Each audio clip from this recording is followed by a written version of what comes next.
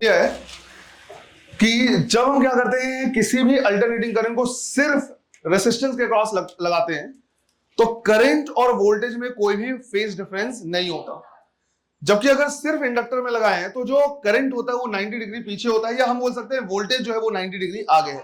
बिल्कुल इसी तरह से अगर सिर्फ कैपेसिटर लगाएं तो जो करंट होता है वो 90 डिग्री से आगे हो जाता है, या हम बोल सकते हैं वोल्टेज क्या होगा 90 डिग्री से पीछे। यहां पे हम चाहें तो क्या कर सकते हैं, इसको लिख सकते हैं।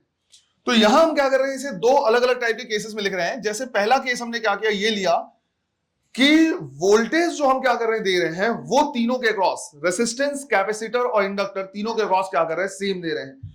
तो पहला केस हमने लिया voltage is same across L, C and R. तो हमने यहां पे क्या किया, बोला है कि एल, सी और आर तीनों के अक्रॉस क्या है, वोल्टेज सेम है। तो हम लिख सकते हैं V equal to V not sine omega T. अब वोल्टेज के रिस्पेक्ट में अगर मैं क्या करूं, रेसिस्टेंस के अक्रॉस करंट लिखूं तो मैं लिखूंगा करंट भी क्या हो जाएगा, I not sine omega T, क्योंकि कोई फेज डिफरेंस नहीं होगा। इसी तरह से अक्रॉस इंडक्टर की अगर हम बात करें तो जो इंडक्टर में करंट होगा वो क्या होगा, 90 डिग्री से पीछे होगा। तो ये इक्वेशन हो जाएगा I not sine omega T minus pi by 2। और अगर यहां पे मैं क्या करूं, ये लिखना चाहूं अक्रॉस कैपेसिटर, तो यही जो करंट हो जाएगा वो क्या हो जाएगा 90 डिग्री से आगे, और हम लिखेंगे I not sine omega T plus pi by 2। बिल्कुल इसी तरह से हमारे पास क्या होगा, एक सेकंड केस होगा। सेकंड केस में मैं जो करंट है उसको सेम क्या कर रहा, प्रोवाइड कर रहा। तो करंट अगर हम क्या करें, रखें कि हम रख रहे हैं current is same across L, C and R. तो अगर हमने करंट क्या कर रखा है, सेम रखा है, तो हम यहां पे करंट का इक्वेशन लिख सकते हैं और हम लिखेंगे I is equal to I not sine omega T. अब अगर मैं करंट के रिस्पेक्ट में क्या करूं, वोल्टेज देखूं, तो रेसिस्टेंस के अक्रॉस अगर मैं क्या करूंगा, वोल्टेज देखूंगा, तो मैं लिखूंगा वोल्टेज क्या हो जाएगा, V not sine omega T. अगर मैं कैपेसिटर या फिर यहां पे हमने इंडक्टर सेकंड लिखा है, इंडक्टर के क्रॉस देखिए तो हम बोलेंगे वोल्टेज 90 डिग्री से क्या होगा, आगे होगा। तो हम लिखेंगे V is equal to V not sine omega T plus pi by 2। और अगर हम अक्रॉस कैपेसिटर देखें तो यही हो जाएगा V not sine omega T minus pi by 2।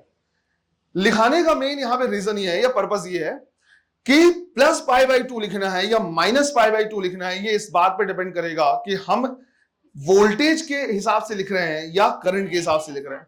अगर वोल्टेज के हिसाब से लिखेंगे तो हम बोलेंगे करंट इंडक्टर के लिए 90 डिग्री से आगे रहेगा, लेकिन करंट के हिसाब से अगर हम क्या करें, वोल्टेज लिखेंगे तो बोलेंगे सॉरी करंट जो होगा वो 90 डिग्री से पीछे होगा, या हम बोल सकते हैं वोल्टेज जो होगा वो 90 डिग्री क्या होगा, आगे होगा। अब मुझे ये बताओ कि इन सबके अक्रॉस जो वोल्टेज होगा वो सेम कब होगा, जब इनको सीरीज में लगाएं या पैरेलल में लगाएं। वोल्टेज कम सेम होगा, सीरीज कॉम्बिनेशन में या पैरेलल कॉम्बिनेशन में, पैरेलल कॉम्बिनेशन में। अगर हमने यहां पे क्या किया है, पैरेलल कॉम्बिनेशन यूज किया है, तो पैरेलल कॉम्बिनेशन में वोल्टेज क्या होगा, सेम होगा। तो ज्यादा बेटर होगा हम वोल्टेज को ऐसे लिखें और करंट में क्या करें, देखें कि कौन आगे है और कौन पीछे। बिल्कुल इसी तरह से करंट कब सेम होता है, सीरीज कॉम्बिनेशन में। तो अगर हमने सीरीज कॉम्बिनेशन क्या किया, यूज किया हुआ है, तो ज्यादा बेटर होगा हम क्या करते हैं, करंट को सेम लिखें और ये चेक करें कि वोल्टेज 90 डिग्री से आगे है या 90 डिग्री से पीछे। हमारे सिलेबस में सिर्फ और सिर्फ क्या है, एलसीआर का सीरीज सर्किट। अगर हमारे सिलेबस में एलसीआर का सीरीज सर्किट है, इसका मतलब ये हुआ कि हम यहां पे क्या करेंगे, करंट सेम रखेंगे और उसके हिसाब से देखेंगे कि वोल्टेज 90 डिग्री से आगे है या पीछे है या कितना है। क्लियर है ये? तो हम यहां पे क्या कर रहे हैं, वही देख रहे हैं। राइट, हमारा जो मेन टॉपिक है आज का वो है एलसीआर सीरीज सर्किट। हम यहां पे क्या कर रहे हैं, देख रहे हैं LCR series circuit. LCR series circuit की हम बात करें तो यहां पे हमने क्या कर दिया, तीनों ले लिया है, रेसिस्टेंस ले लिया है, कैपेसिटर ले लिया है और साथ ही साथ क्या कर लिया, इंडक्टर ले लिया। और इसको हमने क्या किया है, एक सोर्स से कनेक्ट कर दिया है ना। ये हो गया R, ये हो गया C और ये हो गया L। यहां जो वोल्टेज हम देख रहे हैं, दे रहे हैं, इसकी वैल्यू है V not sine omega T. अब सिंस तीनों सीरीज में लगे हैं, तीनों के अक्रॉस जो वोल्टेज होगा क्या होगा, अलग अलग होगा। इसके अक्रॉस वोल्टेज लिख दे रहे हैं VR, इसके अक्रॉस वोल्टेज लिख रहे हैं VC और इसके अक्रॉस वोल्टेज लिख रहे हैं क्या, VL। यहां पे एक पॉइंट क्या करना है, ध्यान रखना है, एक गलती नहीं करनी, और वो ये भूल के भी यहां पे V is equal to VR plus VC plus VL नहीं लिखना है। जब नॉर्मली हम क्या कर रहे थे, देख रहे थे इस तरह से, जब भी हम क्या करते डीसी वाले सर्किट में देख रहे थे तो VR जितने भी V1 plus V2 plus V3 सबको क्या कर सकते थे, ऐड कर सकते थे। यहां पे ये गलती नहीं करनी है। रीजन सिंपल सा है, ये तीनों जो है वो सेम फेज में नहीं है। तो ऐड कैसे करेंगे वो हमें क्या करना है, देखना है। तो किस तरह से ऐड करेंगे उसके लिए हम फेजर डायग्राम ड्रॉ करते हैं। फेजर डायग्राम और कुछ नहीं, बेसिकली क्या है, किन किन फेज में है ये हम क्या करते हैं, रिप्रेजेंट करते हैं। तो लेट से मैंने बोला कि भाई यहां पे हमने क्या कर लिया, इस तरह से ले लिया कि इस पर्टिकुलर डायरेक्शन में क्या है, करंट है। सिंस करंट तीनों में क्या होगा, सेम होगा, तो विद रिस्पेक्ट टू करंट हम क्या कर रहे हैं, देख रहे हैं कि करंट के हिसाब से हम देखेंगे कि वोल्टेज आगे होगा, पीछे होगा, कहां होगा। तो अगर मान लो मैंने बोला कि करंट यहां है, तो जो VR होगा वो भी क्या होगा, सेम डायरेक्शन में होगा। और करंट के रिस्पेक्ट में अगर हम VL देखेंगे तो हम बोलेंगे वो 90 डिग्री क्या होगा, आगे होगा। और जो VC होगा वो इससे 90 डिग्री पीछे होगा, जिसकी वजह से VL और VC एक दूसरे के एग्जैक्टली अपोजिट हो जाएंगे। राइट, VL और VC जो होंगे एक दूसरे के अपोजिट हो जाएंगे। अगर मैं इनको क्या करना चाहूं, ड्रॉ करना चाहूं, तो मैंने मान लिया let VL is greater than VC। मैंने सिर्फ क्या कर लिया, अज्यूम कर लिया, मान लिया कि भाई VL क्या है, ज्यादा है किससे, VC से। तो VL और VC एक दूसरे के अपोजिट है, तो नेट कितना बचा, VL माइनस VC, और उसके साथ परपेंडिकुलर में VR। अगर मैं इनका रिजल्टेंट निकालना चाहूं तो एक तरफ हमारे पास बच रहा है VL माइनस VC और एक तरफ परपेंडिकुलर बच रहा है VR।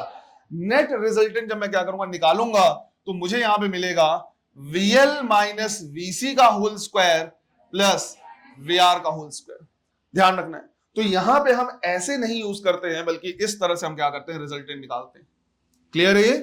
तो V इक्वल टू हम यहां पे लिखेंगे under root VL minus VC का होल स्क्वायर प्लस VR का स्क्वायर। जो भी ज्यादा होगा उससे कम को सब्ट्रैक्ट कर देंगे। याद करो, फोर्स वगैरह ऐसे ही तो सॉल्व करते हैं। अगर मैंने बोला ऊपर 10 लग रहा है, नीचे 6 लग रहा है, तो रिजल्टेंट नेट 4 ऊपर लगेगा। अगर ऊपर 3 लग रहा है, नीचे 5 लग रहा है, तो नेट रिजल्टेंट 2 नीचे लगेगा। जिधर ज्यादा होगा उधर क्या करेंगे, नेट का डायरेक्शन रख देंगे। क्लियर है ये? सिर्फ और सिर्फ एसी सर्किट ऐसा है जहां पे ऐसा पॉसिबल है कि तुम 100 वोल्ट क्या कर रहे हो, पोटेंशियल दे रहे हो, और तीनों के क्रॉस 100 हो। ऐसा बिल्कुल पॉसिबल है।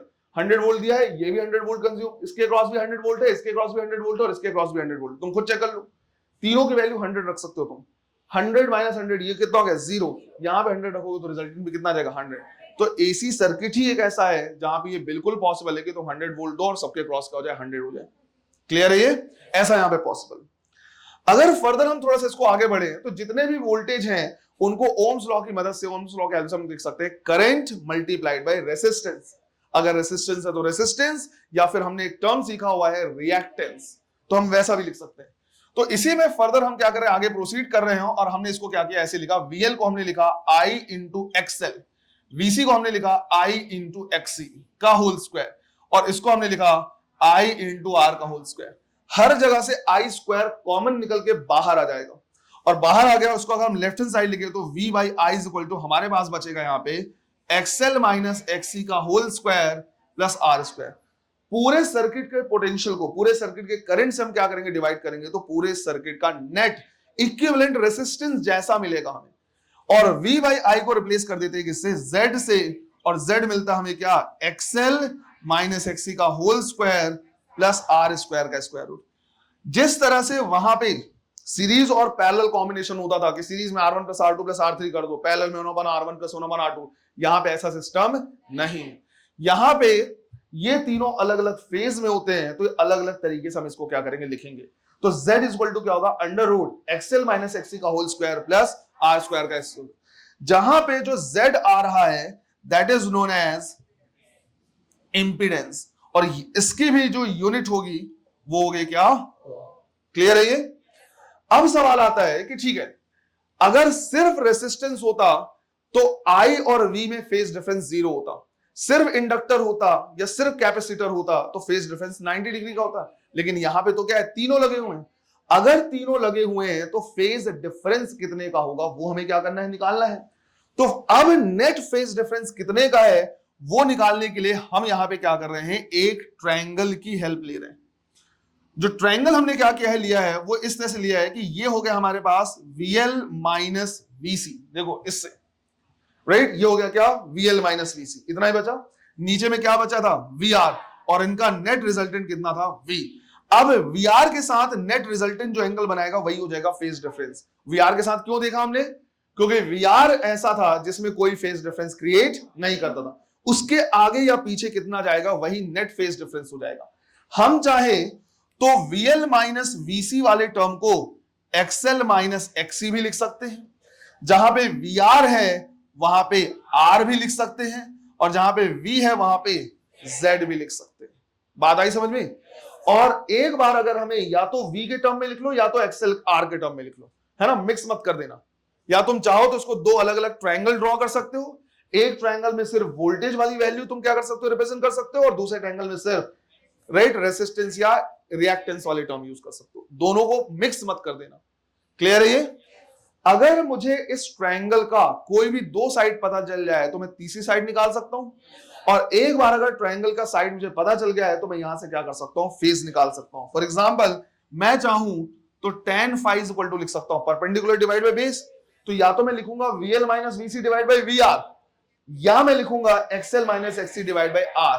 मिक्स नहीं करने का मतलब VL minus VC divide by R मत कर देना, या फिर XL minus XC divide bye VR मत कर देना। क्लियर है ये। तो जैसे मान लो मुझे इसमें लिखना है tan phi is equal to, तो मैं लिख सकता हूं क्या, XL minus XC divide by R, और इसकी हेल्प से हम क्या कर सकते हैं, निकाल सकते हैं फेज डिफरेंस। मान लो मैंने tan phi की value XL minus XC divide by R से सॉल्व किया, और ये पूरा सॉल्व करने पे आया √3। तो अगर tan phi is equal to √3 आया तो phi इज इक्वल टू कितना आ गया, 60 degree. phi is equal to 60 degree आ गया, मतलब वोल्टेज और करंट में फेज डिफरेंस 60 डिग्री का है। मुझे ये बताओ जब फेज डिफरेंस 60 डिग्री का है तो मैं उसको क्या लिखूं, I is equal to I not sine omega T plus 60 degree या माइनस 60 डिग्री।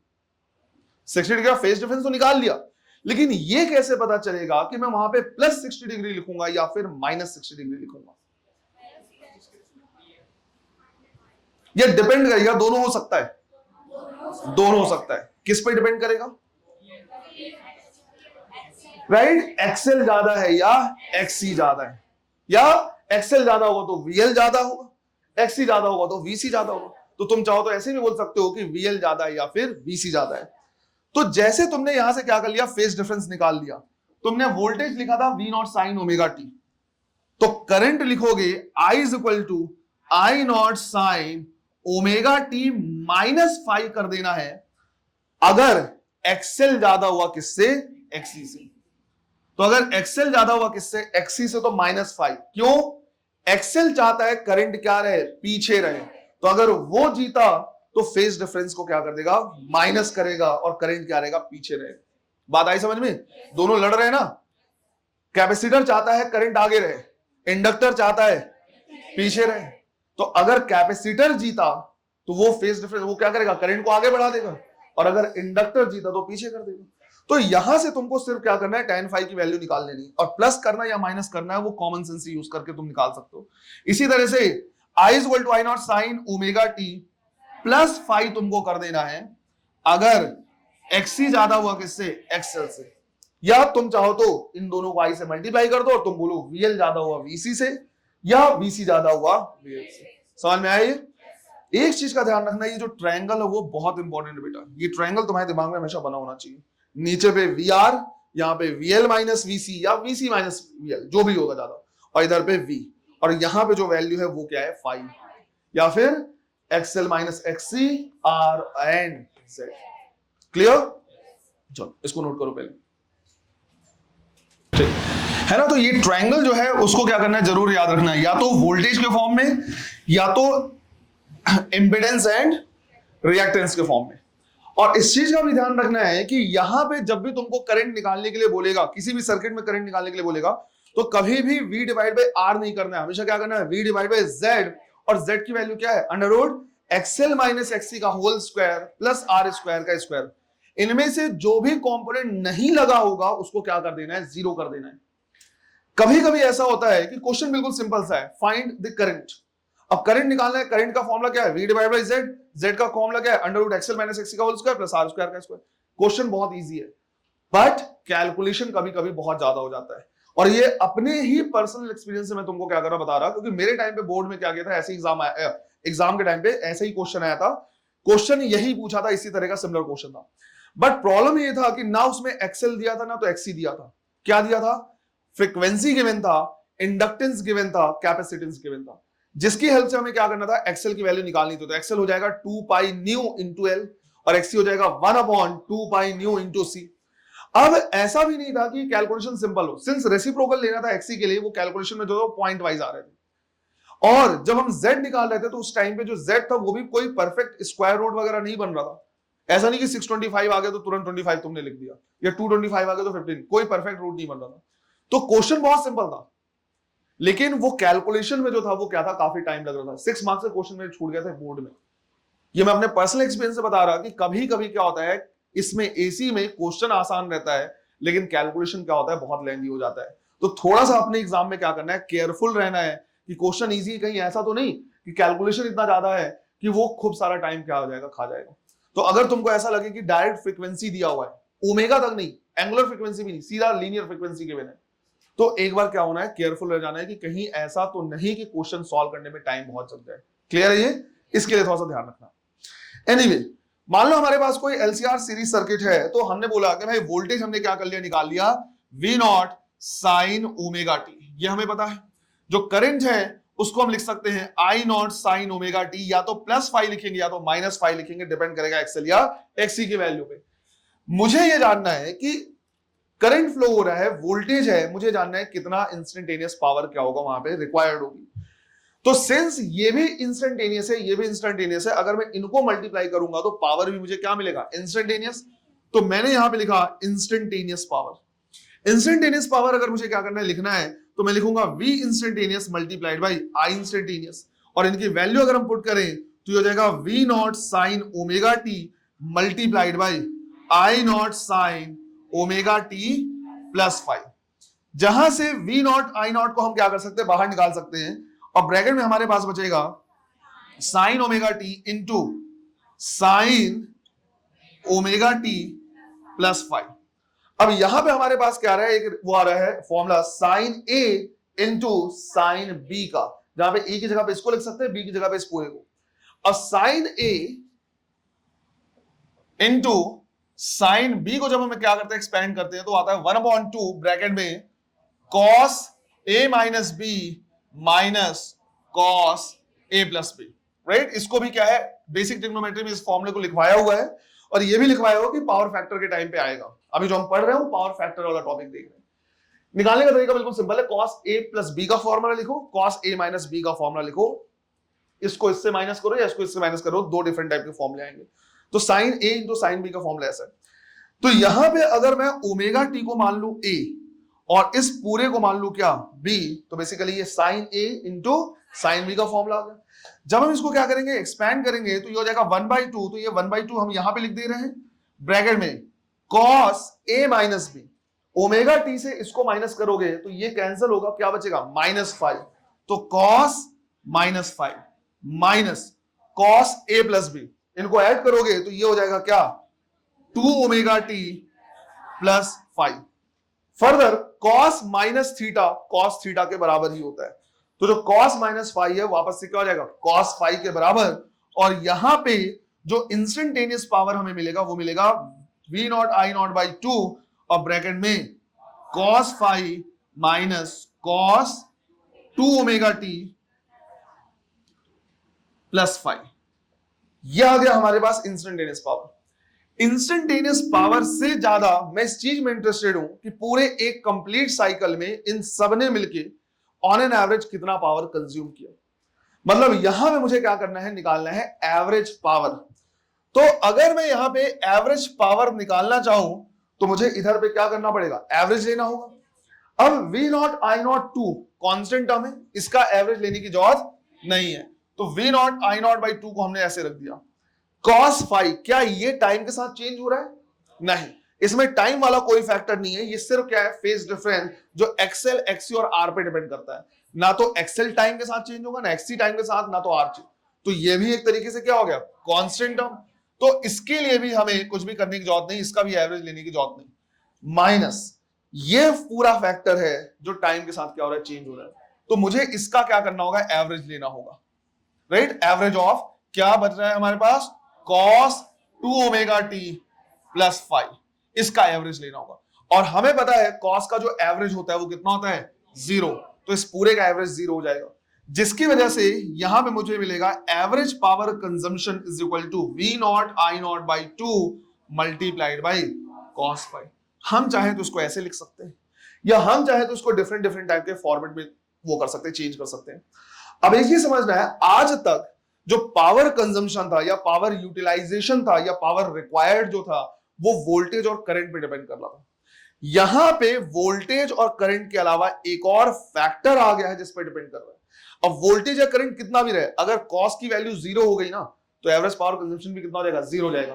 तो हमारे पास एक अलग फैक्टर है जो ये डिफाइन कर रहा है कि कितना पावर रिक्वायर्ड होगा। इसलिए cos 5 को हम बोलते हैं क्या, पावर फैक्टर, राइट। cos 5 को हम कहते हैं पावर फैक्टर। cos 5 जो है वो पावर फैक्टर कहलाएगा। इसी को हम चाहे तो डिफरेंट फॉर्मेट में लिख सकते हैं। डिफरेंट फॉर्मेट कहने का मतलब है कि हम चाहे तो एवरेज पावर को ऐसे लिख सकते हैं, v not divide by √2 multiplied by i not divide by √2 multiplied by cos 5। और v नॉट बाई √2 और i नॉट बाई √2 क्या हो जाएगा, आरएमएस वैल्यू। तो इसी को हम चाहे तो लिख सकते हैं average power consumption is equal to V RMS I RMS multiplied by cos 5। ये भी आता है कि भाई cos 5 की वैल्यू कैसे निकालें। तो याद करो, मैंने बोला वो ट्रायंगल याद रखने के लिए। तो अगर हम क्या करें, इस ट्रायंगल की बात करें, तो यहां पे हमने लिखा है XL माइनस XC, यहां पे R, यहां पे Z और यहां पे फाई, जिसकी वजह से मैं चाहूं तो यहां पे cos 5 की वैल्यू निकाल सकता हूं। और cos 5 की वैल्यू क्या हो जाएगा, right, base divide by hypotenuse. तो हम लिखेंगे R डिवाइड बाई Z। जो cos 5 हो जाएगा वो क्या हो जाएगा, R divide by Z। Clear है ये? तो फर्दर हम चाहें तो इसको R डिवाइड बाई Z से रिप्लेस कर सकते हैं और हम कहेंगे जो एवरेज पावर कंजम्पशन है वो हो गया V RMS I RMS multiplied by R divide by Z।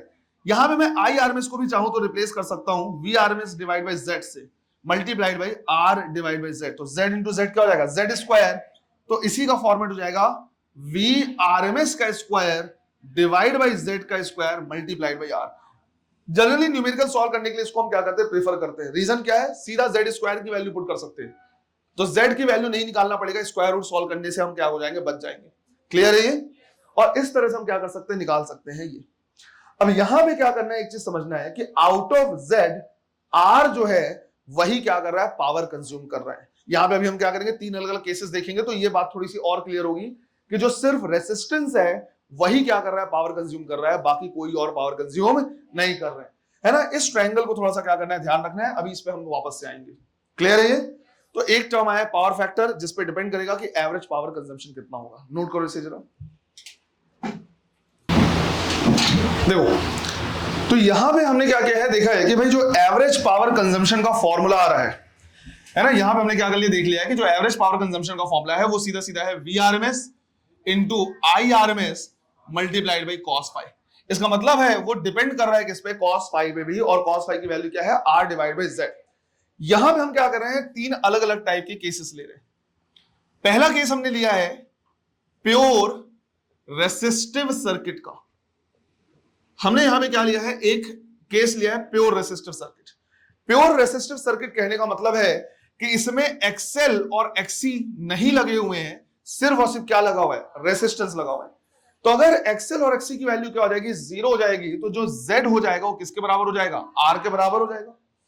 अब अगर मैं यहां पे क्या करूं, देखूं तो cos 5 जिसको मैं लिख रहा था क्या, R बाई Z, इसकी वैल्यू कितनी हो जाएगी, 1, और ये वैल्यू क्या है, मैक्सिमम। अगर cos 5 की वैल्यू मैक्सिमम हो जाएगा, मतलब power consumption on an average जो हो जाएगा वो क्या हो जाएगा, मैक्सिमम हो जाएगा। तो हम कहेंगे कि जो एवरेज पावर कंजम्पशन है वो क्या होगा, मैक्सिमम होगा, अगर सिर्फ रेसिस्टेंस लगा हुआ है तो। इसी तरह से हमारे पास क्या है, एक सेकंड केस है। सेकंड केस जो है वो है या तो प्योर कैपेसिटिव या फिर प्योर इंडक्टिव सर्किट। मतलब सिर्फ कैपेसिटर लगा है या सिर्फ इंडक्टर लगा हुआ है। अगर ऐसा है तो हम बोलेंगे R की वैल्यू कितनी, 0। अगर आर की वैल्यू क्या हो जाएगी, 0 हो जाएगी, तो यहां से जो cos phi is equal to हम r बाई जेड लिख रहे थे, ये भी कितना हो गया, 0। अगर cos फाई की वैल्यू 0, तो एवरेज पावर कंजम्पशन कितना है, 0। अब इसको थोड़ा सा समझो। सेकेंड केस जो हमने क्या क्या लिया है, इसमें या तो सिर्फ क्या है, इंडक्टर लगा हुआ है, या सिर्फ क्या लगा है, कैपेसिटर लगा हुआ है। हम कह रहे हैं कि ऐसा सर्किट जिसमें सिर्फ कैपेसिटर लगा है या सिर्फ इंडक्टर लग रहा है, उसमें ऑन एन एवरेज जो पावर कंजम्पशन हो रहा है वो कितना हो रहा है, 0।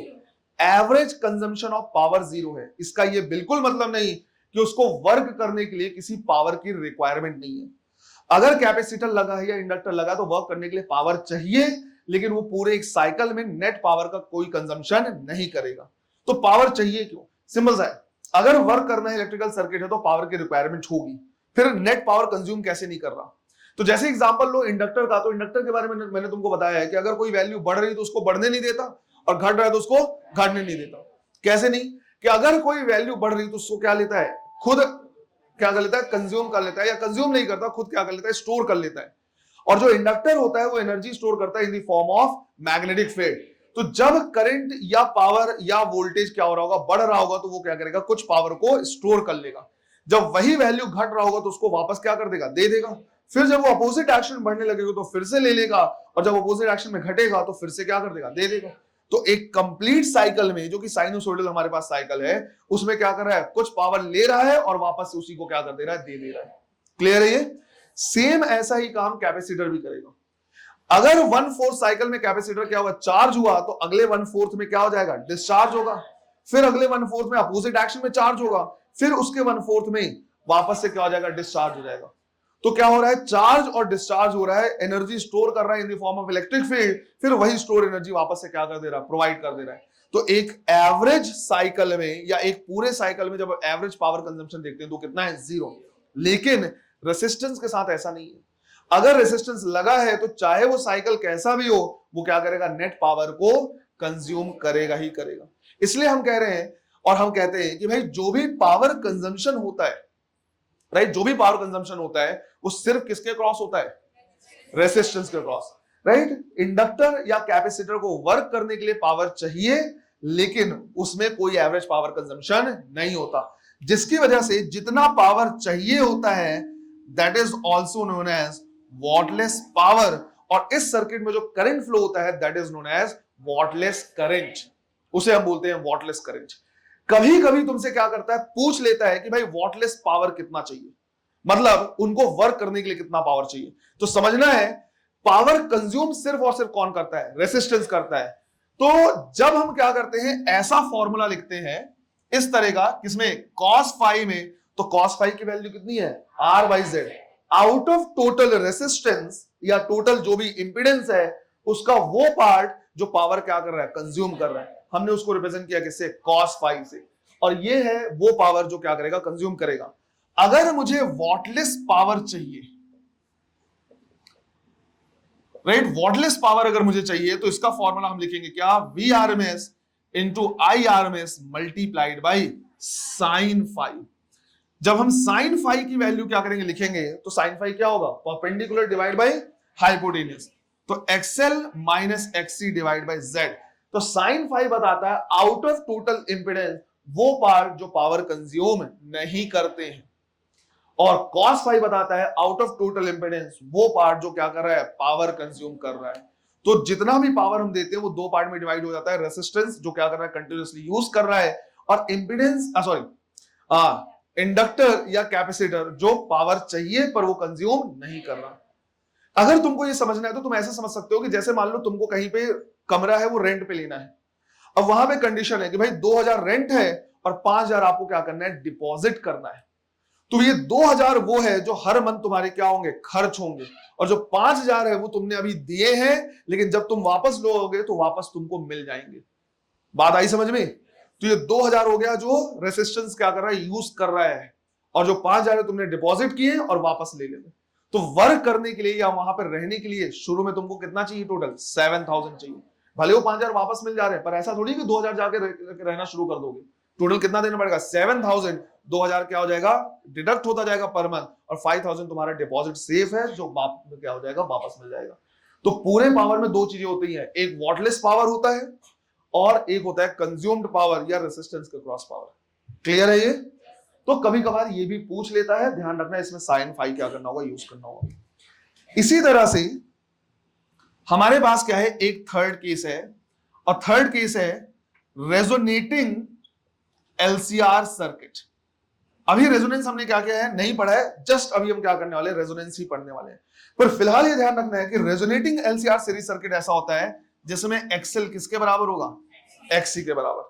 जब एक्सएल और एक्सी बराबर हो जाता है, क्यों करते हैं हम देखेंगे अभी थोड़ी देर में। ये मान के चलो कि एक्सएल बराबर हो जाता है किससे, एक्सी। अब अगर एक्सएल और एक्सी बराबर हो गए हैं तो जो आर हो जाए, सॉरी जो जेड हो जाएगा वापस से किसके बराबर हो जाएगा, आर के बराबर हो जाएगा। और जब जेड आर के बराबर हो जाएगा तो हम यहां से वापस से लिखेंगे कि भाई cos फाई जिसको आर बाई जेड लिख रहे थे वो 1 हो जाएगा, और ये मैक्सिमम है। और अगर ये मैक्सिमम है तो पावर कंजम्पशन फिर से क्या हो जाएगा, मैक्सिमम हो जाएगा। तो ये भी ध्यान रखना है कि रेजोनेटिंग एलसीआर सीरीज सर्किट में भी पावर कंजम्पशन क्या होता है, मैक्सिमम होता है। और पावर कंजम्पशन सिर्फ और सिर्फ किसके क्रॉस होता है, रेसिस्टेंस के क्रॉस होता है। क्लियर है ये?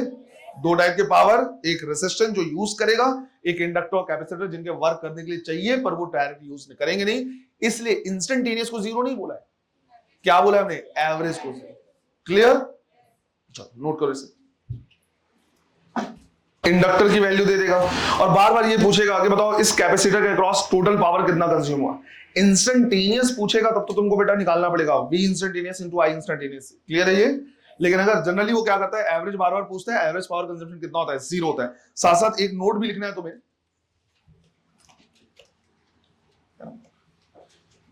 in an LCR circuit, in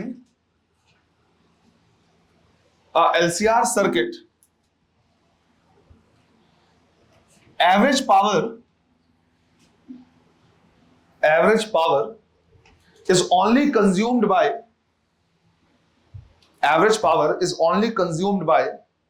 resistor,